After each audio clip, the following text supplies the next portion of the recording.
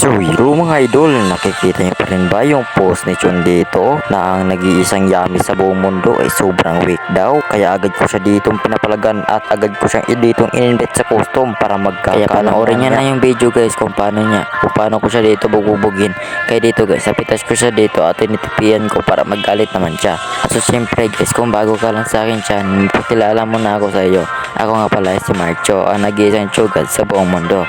At top global nga pala ako sa classroom namin, kaya agad ko siya dito pinapalagan. Nagtataka nga pala ako dito sa kanya guys kung bakit ako ang pinili niya magkakalaban, kaya ito ang kanyang harapin ang laban ngayon. Hindi ko naman siya ginalaw kahit na ano.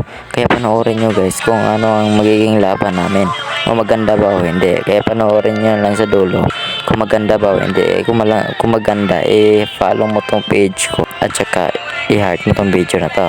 At pagkatapos guys, balik muna tayo dito sa laban.